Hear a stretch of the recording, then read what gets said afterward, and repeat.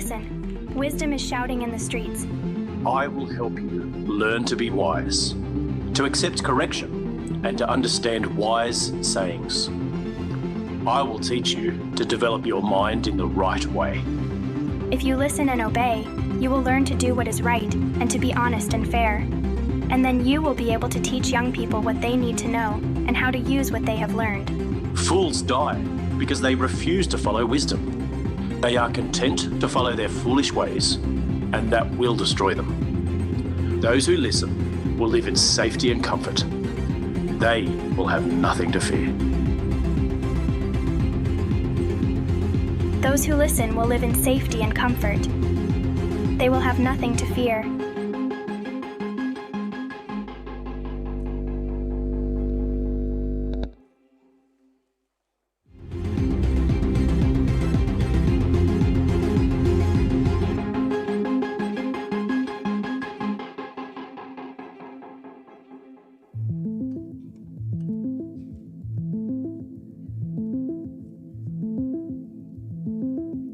The Proverbs of Solomon, son of David, king of Israel.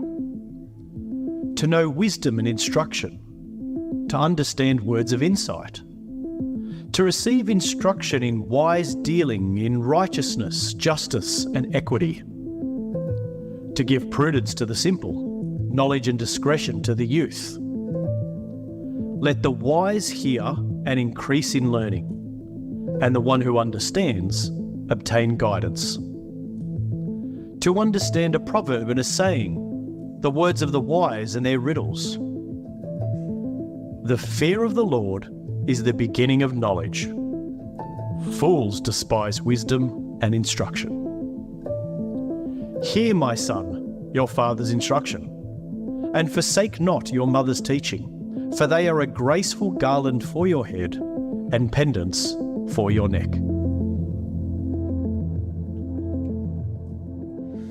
All right, this is the word of the Lord. Thanks be to God, and thanks, Dave, for sharing an original song with us. Blessed us, encouraged us so wonderfully well. Good to be with you at City on a Hill. If you're new or visiting, wonderful to have you with us. My name is Guy. Joy and privilege, as always, to serve as the lead pastor of City on a Hill, a church committed to knowing Jesus and making Jesus known. Some good news to share with you. Our own Naomi is with us this morning, who's given birth just 10 days ago to baby Evelyn Rose. Can we put our hands together? And all the way at the back, our own Kenneth Webb, who serves as a genie, helping us with all of our tech gear, production gear. Amazing, amazing gift of God. Thankful for him. He announced his engagement to Amila. Let's put our hands together for them. Well, it is great to be with you on this Father's Day to officially kick off our new sermon series in the book of Proverbs, a 9-week series looking at wisdom in an artificial age. And as I was researching for this new series, I went to that profound source of trust that sermon writers have drawn on for hundreds of years, Instagram. And I came across this great account. It's called Dude with Sign. Basically, it's a dude with a sign. How many of you have come across his wonderful work? A lot of you there. He went viral for standing on New York streets, sharing his words of wisdom and his observations with the world around him. Here are some of his public service announcements. Stop saying no offense before saying something offensive. Here's another one. No offense, but your meal doesn't need a photo shoot. Let's see the next one. That meeting could have been an email. Amen. How many of you business people know that? Let's check out this one. Stop talking on speakerphone in public. And lastly, my personal favorite. Paper straws ain't it. There's a lot to love about Dude with a Sign. I love how earthy it is. Something about a cardboard, sign etched out like that. Fantastic. I love how relatable It is. There's something special about someone who can articulate what we're all seeing and feeling. It kind of brings us together and it makes us smile. Words are powerful like that. When we can articulate ourselves and share a compelling insight or observation, if it's humorous, if it's witty, it has a way of making sense of this world and making sense of this life that we are in. You might be surprised to hear this, but the book of Proverbs is a bit like our dude with a sign. In the hustle and bustle of our lives, the writer is holding up for us insights and observations that make sense of this world that we are in. At times, his posts are humorous. Other times, they're a little cutting. Some are short and straightforward and easy to understand. Others invite us to think and to consider. But together, the book of Proverbs serves as a gift for us all and indeed a guide for life. In the coming weeks, we're going to grapple with some life-changing truths that get very practical. Next week, we're going to talk about friendship, and then we're going to talk about family, we're going to talk about marriage, we're going to talk about wisdom when it comes to money and work, and wisdom when it comes to justice, life, and death. And as we do this, we're going to discover that the book of Proverbs is timeless and it is timely. This is a book etched some 3,000 years ago that has stood the test of time. And yet it's equally powerful and prophetic for our life today. We are living, as you know, in this unique time in history where we have more information at our fingertips than ever before. It's said that every day there are 5 million tweets, 350 million photos posted on Facebook. We scroll through 100 million hours of video content and send, get this, 300 billion emails every single day. The digital revolution has given us access to information unlike any other generation before. And in part, there's so much that we love about that. I love that Siri can direct me home. I love that Google has an answer for everything. I love that ChatGPT can write my sermons. But I'm sure you appreciate that with all of this data, we don't always have discernment. Does all this streams of information lead to deeper, greater wisdom? Today, we're going to look at the opening chapters of this book, which lay something of a foundation for the series to come. We're going to meet the main characters, and we're going to see the distinction of wisdom and folly, the importance of wisdom over folly. How might we sum up today's message? Here it is. Forget Google. Start with God. Amen? 3 acts to navigate our study together. Act 1, a fireside chat. So in verse 1, we read the Proverbs of Solomon, son of David, king of Israel, to know wisdom and instruction, to understand words of insight, to receive instruction in wise dealing, in righteousness, justice, and equity, to give prudence to the simple, knowledge and discretion to the youth. So in reading the opening chapters of the book of Proverbs, it's helpful to imagine yourself sitting by a fireplace late at night. You know, the fire's crackling before you, your best mate is strumming on his guitar, playing Kaysan.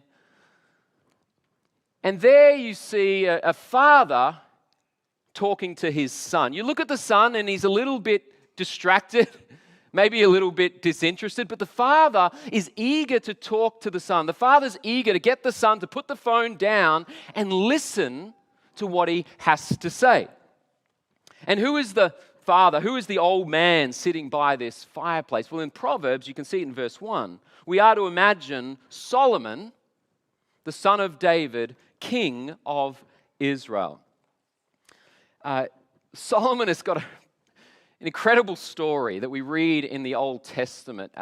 His father died when he was young, and he inherited the kingship of Israel, I think when he was in his early 20s. And amazingly, when he's about 20 years old and he's grappling with his kingdom and all of these decisions and all this responsibility, God appears to Solomon in a dream. And he asks Solomon, what is it that you want, and I'll give it to you. Right? Think about that. Whatever you want, I'll give you. I don't know how you would answer that.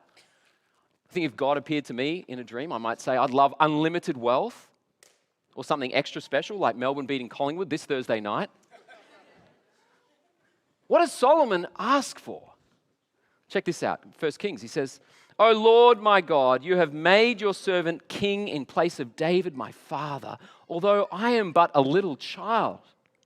Give your servant, therefore, an understanding mind to govern your people, that I may discern between good and evil."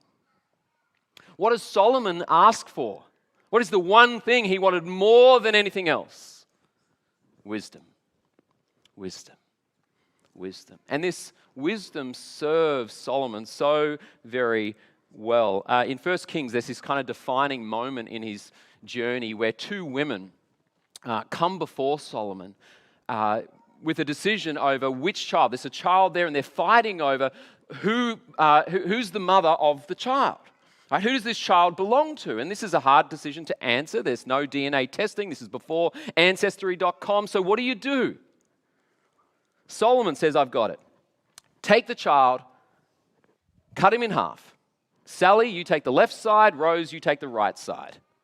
Immediately, Sally screeches and says, oh, no, don't do that. Don't kill the child. Rose can have the child. It's okay. I want the child to live. And Rose says, no. I don't want the child either. Cut him in half. He's neither for you, neither for me. Let him die. So which is the true child? Which is the true mother?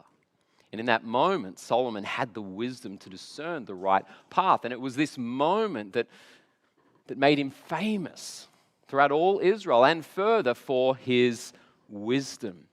And this wisdom not only helped Solomon make wise decisions, but led to a fruitful and prosperous life. Historians believe that Solomon was the richest man to ever live, with a net worth ranging, some speculate, between $1 trillion and $2.1 trillion. Do you know what you can buy with $2.1 trillion? Everything. Everything. Right? Now, does this mean his life was a shining success? No. What we discover in the Bible is that he has this amazing rise, but this devastating fall. And in many ways, that is what makes Solomon the ideal voice for us today. This is not a guy with a cookie-cutter life. This is not a guy where everything is, wrapped up in a neat and tidy and pretty bow. This is a guy with an Insta-reel that is full of great success and triumph, but also foolishness, selfishness, and sin. And so here in this fireside chat, he's seeking to help his son listen. He's seeking to help his son learn. He doesn't want his boy to make a mess of his life. He wants to help him grow up and live well.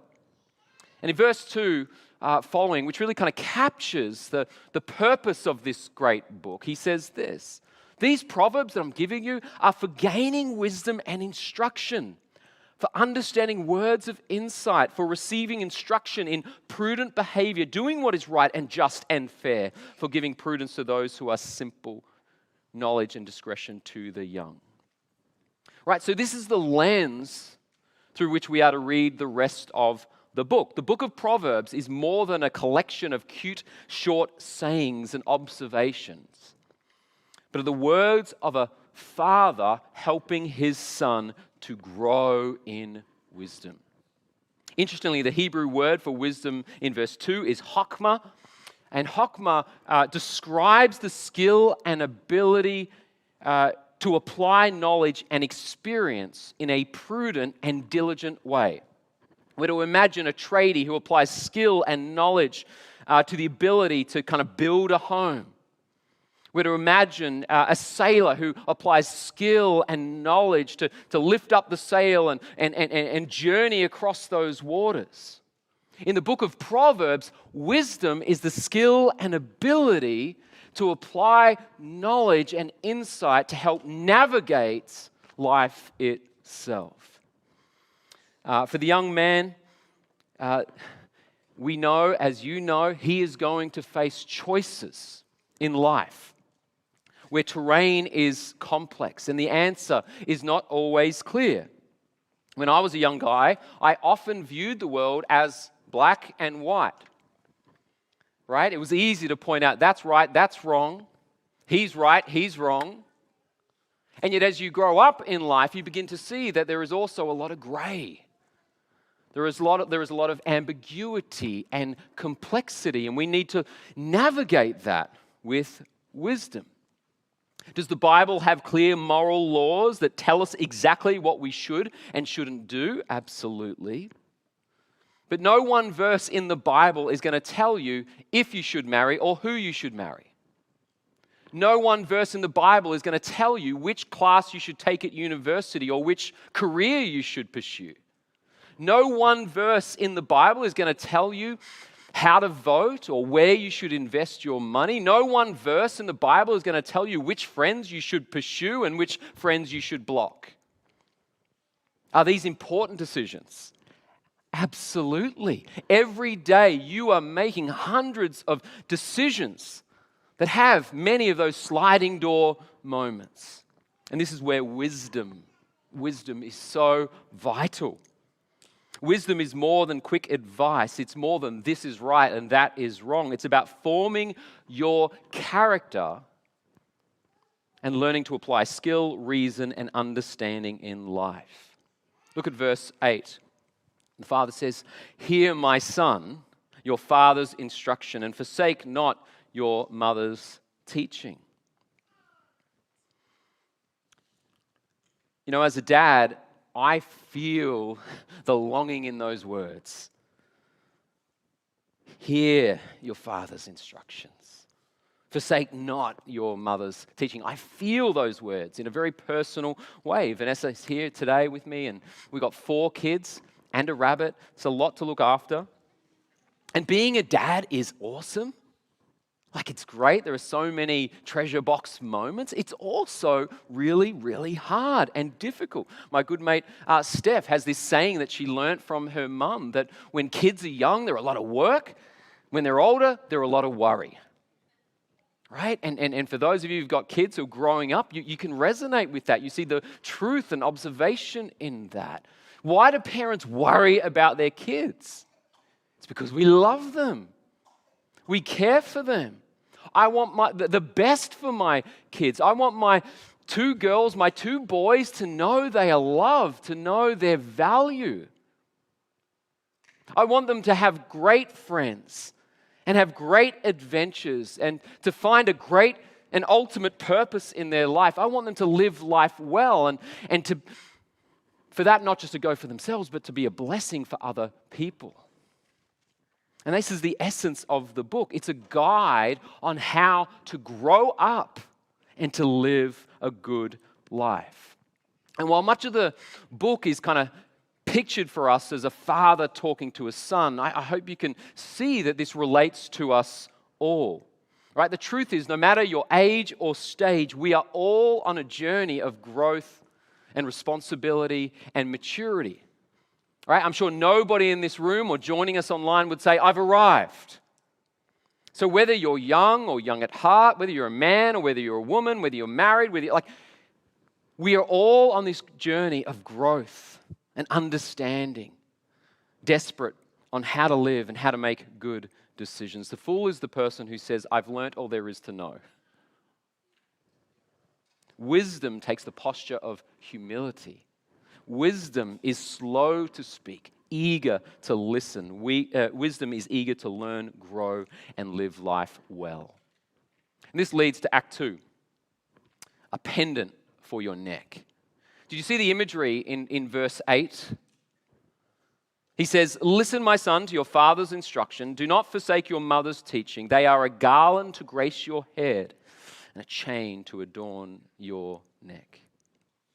Why does the dad liken teaching to a wreath for your head or a gold chain that adorns your neck?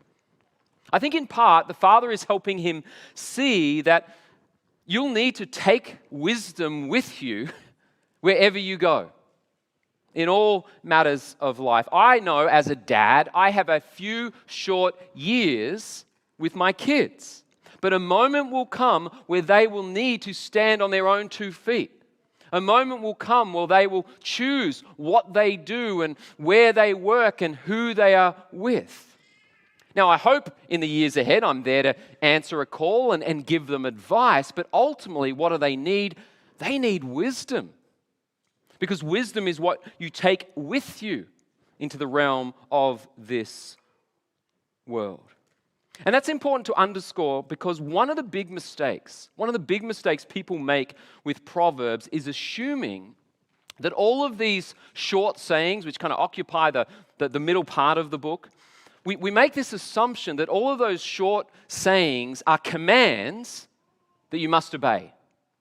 That is to say that we read those short sayings a bit like we would read the 10 Commandments. The problem with that is that you are going to come across some of those proverbs that appear contradictory.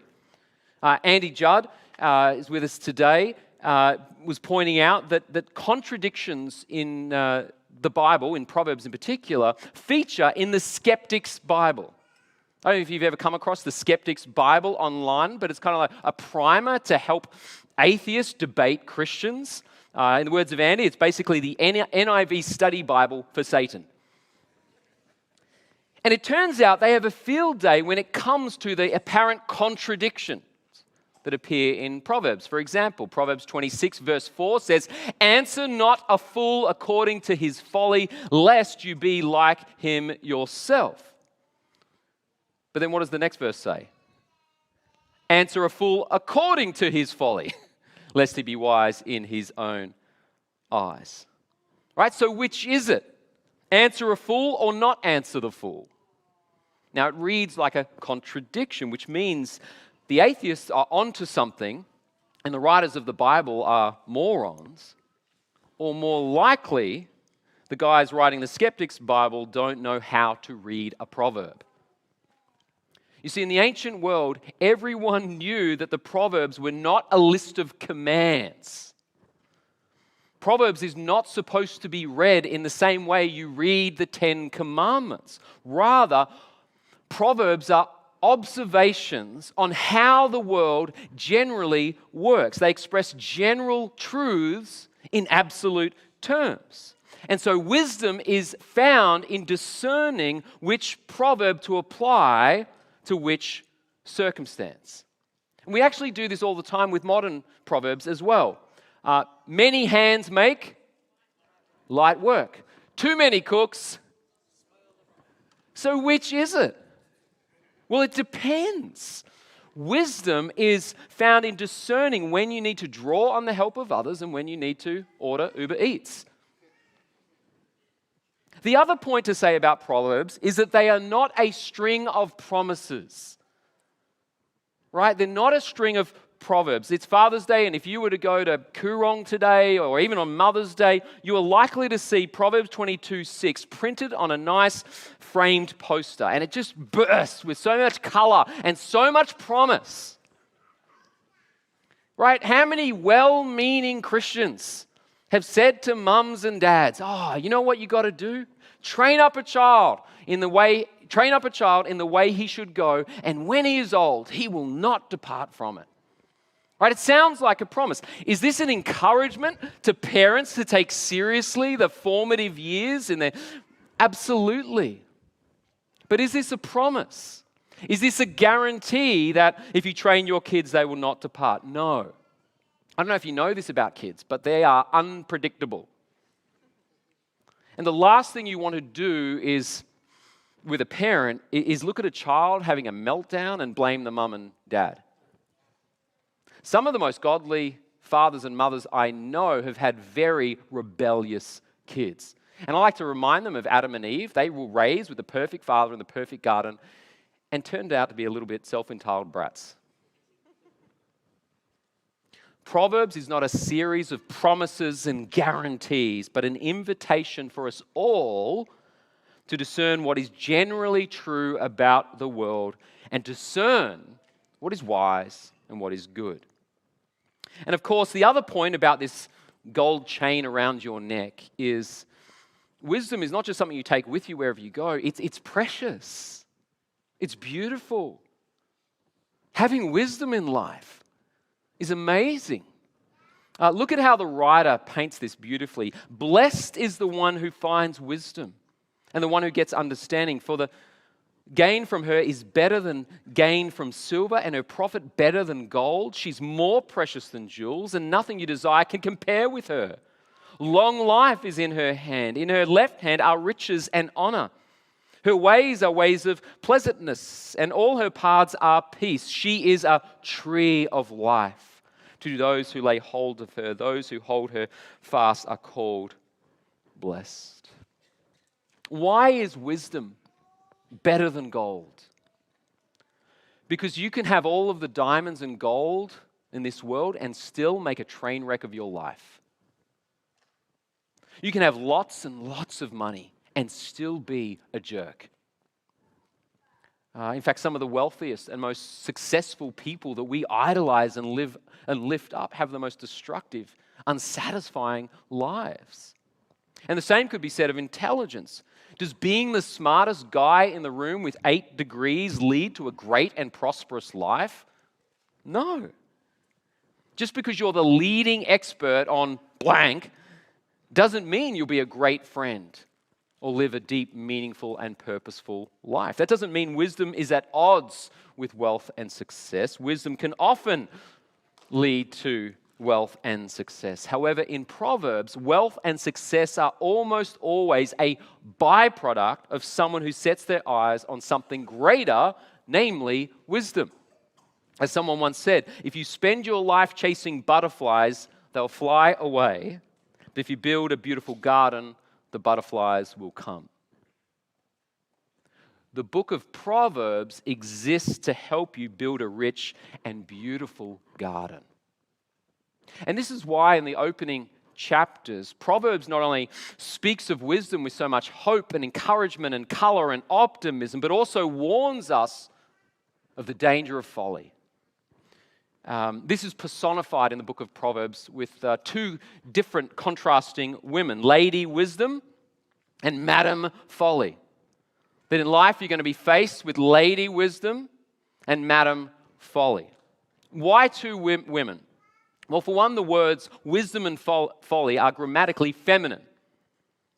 But also, remember the context here. It's a father talking with a young son. He's using imagery and language to provoke his interest and to get his attention. So look at the language here to describe Lady Wisdom. You know, she's beautiful. She says, I love those who love me, and those who seek me find me.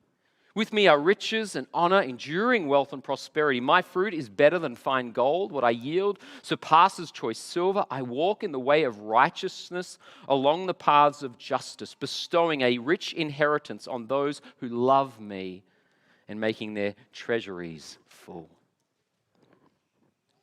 Lady Wisdom is beautiful. She wants you to have a good, fruitful, prosperous life. But for the young man in Proverbs, he needs to grapple with the truth that in life he's not just going to face and meet Lady Wisdom, but also Madam Folly. And look at how vivid the writer paints this. He says, I saw among the simple, I noticed among the young men, a youth who had no sense. He was going down the street near her corner, walking along in the direction of her house. As twilight, as the day was fading, as the dark of night set in, then out came a woman to meet him, dressed like a prostitute and with crafty intent. She is unruly and defiant. Her feet never stay at home. Now in the street, now in the squares, at every corner she lurks. She took hold of him and kissed him. And with a brazen face, she said, today I fulfilled my vows, and I have food from my fellowship offering at home. So I came out to meet you. I looked for you and have found you. I've covered my bed with colored linens from Egypt. I have perfumed my bed with myrrh, aloes, and cinnamon. Come, let's drink deeply of love till morning. Let's enjoy ourselves with love. My husband is not at home. He is gone on a long journey. He took his purse filled with money and will not be home till full moon. With persuasive words, she led him astray. She seduced him with her smooth talk. All at once, he followed her like an ox going to the slaughter, like a deer stepping into a noose, till an arrow pierces his liver, like a bird darting into a snare, little knowing it will cost him his life. I'm not sure why this proverb didn't make the kids' Bible. It's graphic imagery. It engages the senses.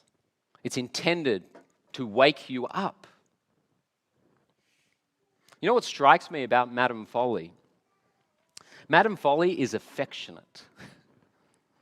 She's attractive.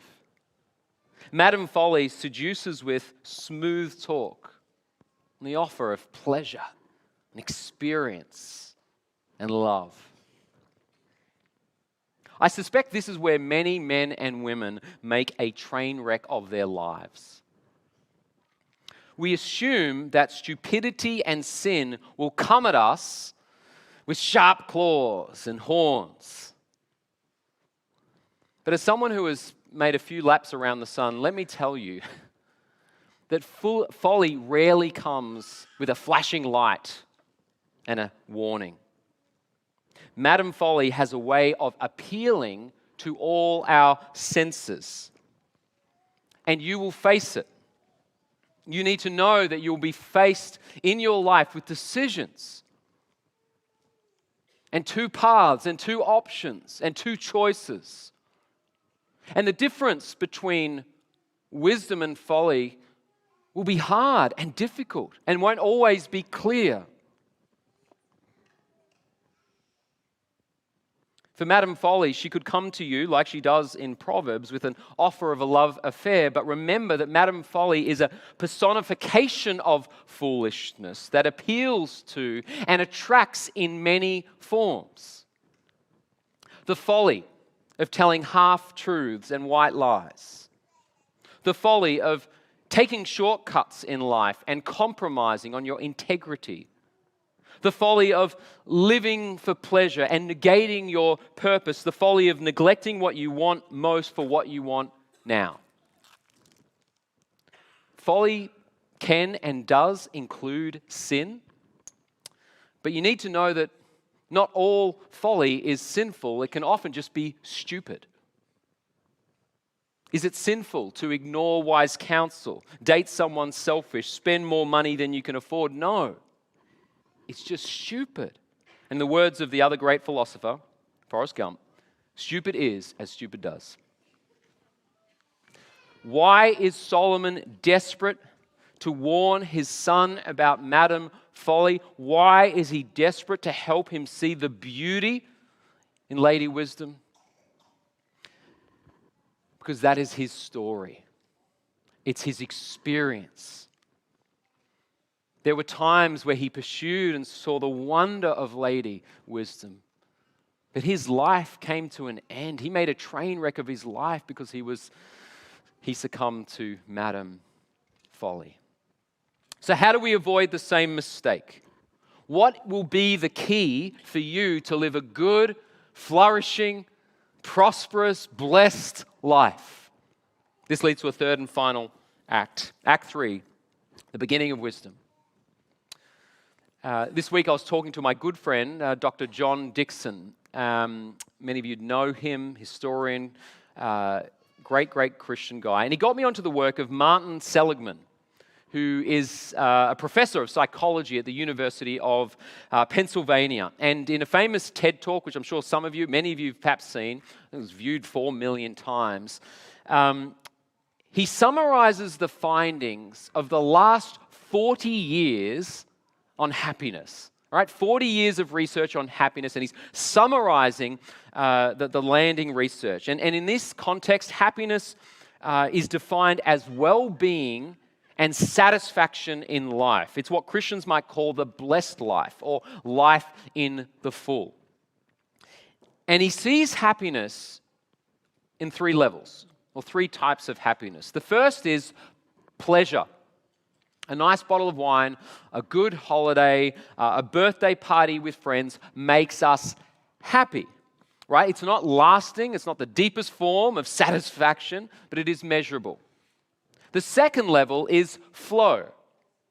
And he's talking about flow, he's talking about good health, a job you like, having meaningful friends that you care about and look to. And actually next week's topic is all about friendship. So great week to come along. We'll have Q&A and we'll unpack that some more. But the research identifies a third type of happiness. Do you know what leads to the most joy? What they've found lifts satisfaction and well-being more than anything else? Meaning. Meaning. Now, meaning, according to Seligman, is belonging to and serving something or someone greater than yourself. Think about that.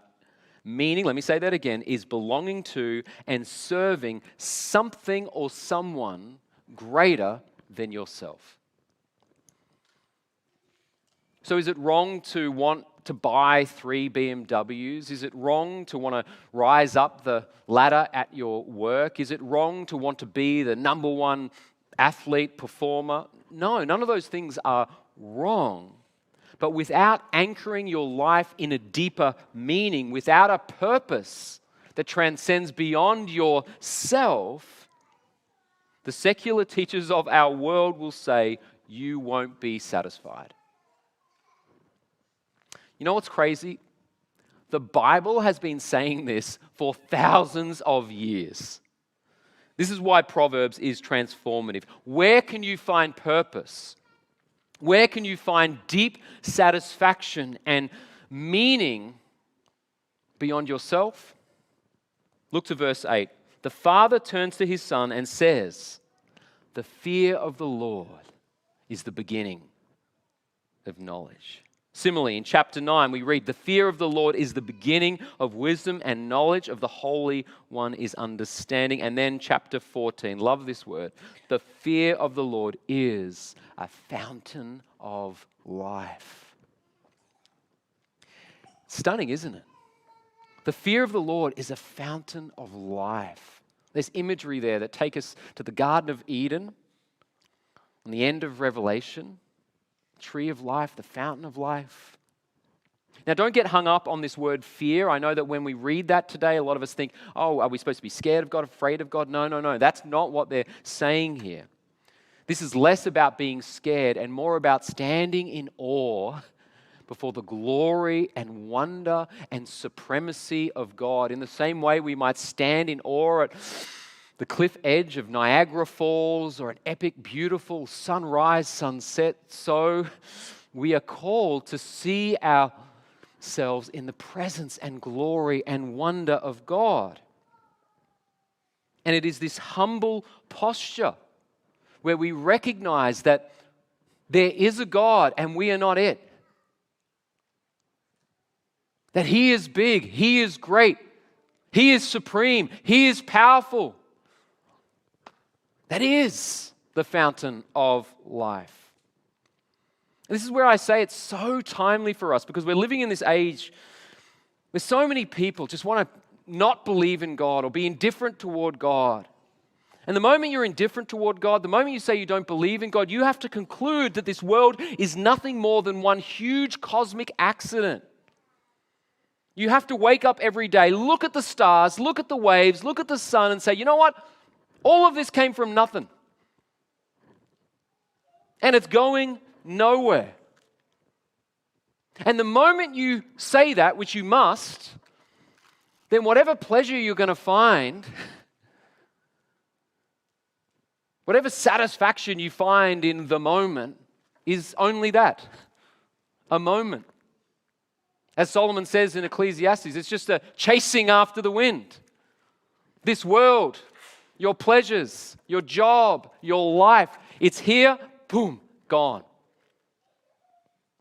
Nothing more, he says, than a chasing after the wind. It is, if you look at life and happiness and satisfaction without God, it's just vanity. It's just meaninglessness. I know our generation, is so desperate for freedom and independence. But you were made for God, and the writer in Proverbs, the father is talking to the son, is desperate for him to see that this world hasn't come from nothing. It was made by a good, orderly, loving God who purposed this world, designed this world. And there is meaning in observing this world, finding that purpose, and living in step with that design. To hear God, to lean not on our own understanding, but to seek God and to see the way the world works according to His way and His will. There is purpose in relationships. There is purpose in money. There is purpose in jobs and justice. And we lean not on our own understandings. We come like a child, like a son, like a daughter, to a loving Father seeking truth, seeking wisdom. Now, I said this before, but our generation is craving independence, so eager to throw the Bible away, so eager to turn their back on God, believing they can do it better their way. But where has that led us? Where do we find ourselves? You can look at the studies and you'll see that while we may be the most affluent, comfortable generation that has ever lived, that has not led to a happy, satisfied, joyful life. We are sadder and more alone than ever before. I want to make a bold claim. The Bible is going to want to make a bold claim that this world has not come from nothing, that God in His infinite wisdom created this world. That you were fearfully and wonderfully made. And that life and meaning is found in Him. You know how I said that in Proverbs, wisdom is personified? Why is that? It's because wisdom has a name. In the Gospel of John, we read these words. In the beginning was the Word. The Word was with God, and the Word was God. But then John says something that floors every philosopher and religious teacher. He says, and the Word became flesh and dwelt among us. You hear what John is saying? The Logos, the meaning of life, the wisdom of God is not a distant truth or abstract principle, but a person who's made himself known. Colossians 2. May your hearts be encouraged, being knit together in love, to reach all the riches of full assurance of understanding and the knowledge of God's mystery, which is Christ, in whom are hidden all the treasures of wisdom and knowledge. As the band comes up and we prepare to sing, I'll share an encouraging story I came across this week by an interviewer, Eric Zheng. He's a YouTuber. I actually chatted with him this week online just to hear a bit more about this story. And love this interview with a guy on the streets of New York. That's John. You can see him there. John works on the streets of New York, and he spends his days collecting cans and bottles and trying to on-sell those things just to get by and to make ends meet. And if you've seen this video, you can check it out yourself. You'll see that he lights up the whole time. He's having fun. He's laughing, and he says this because what are you going to do? This is where I am. This is what I do. And the truth is that with John, he wasn't always collecting cans. He grew up in Queens, he says, and it was in Queens that he met his wife. He gets married, and he has 3 kids. But he says that John says he got involved in some not so good business. He started following Madame Folly. He starts selling drugs. Then he starts smuggling drugs. Then he starts smuggling people. He's got this whole system worked out, and he's making millions. But as you see in Proverbs, eventually that comes to an end. And one of his mates rats him out. The FBI come to his door. He's locked up.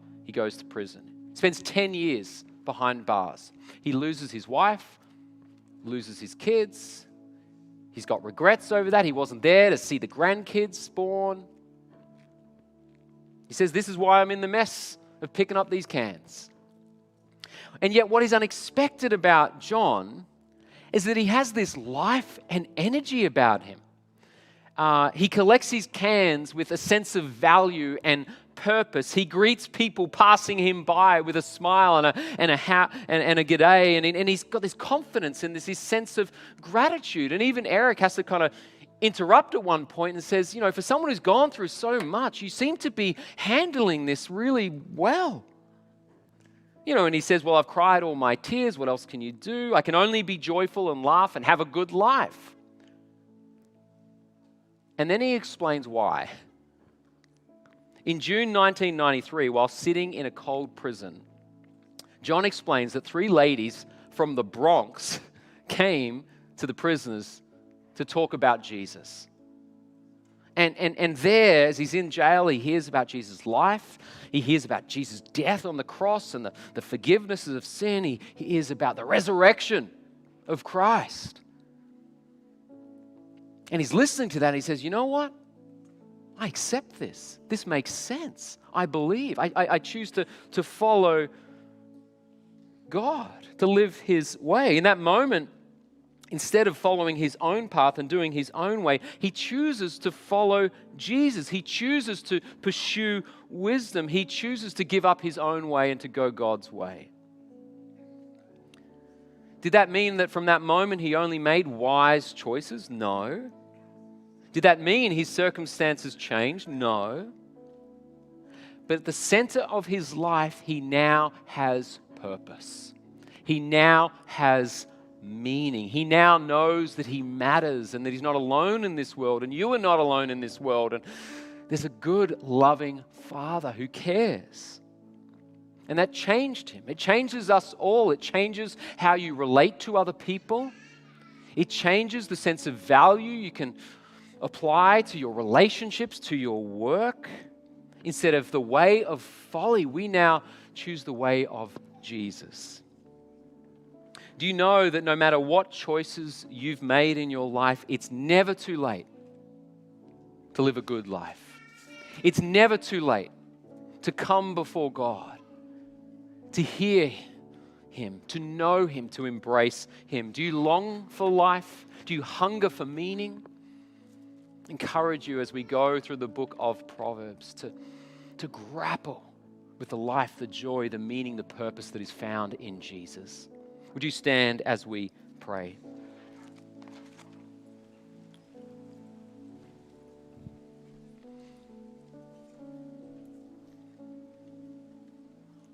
Father, we thank you that you love us, you love this world, and you care for us. You care for this life that you have given us, and you long for us to grow in wisdom, knowledge, and truth and love. As we embark on this series together, Lord, I pray that your Spirit would minister to us in transformative ways, that we'd be a people who see Jesus and treasure him as the fountain of life.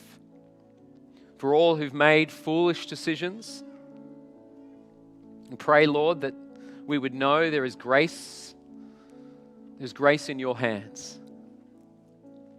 We want to accept that and ask that by your Spirit you would strengthen us to be the people you've called us to be. We love you, Lord, and we long to give you all the glory and blessing. And it's in Jesus' name we pray. Amen.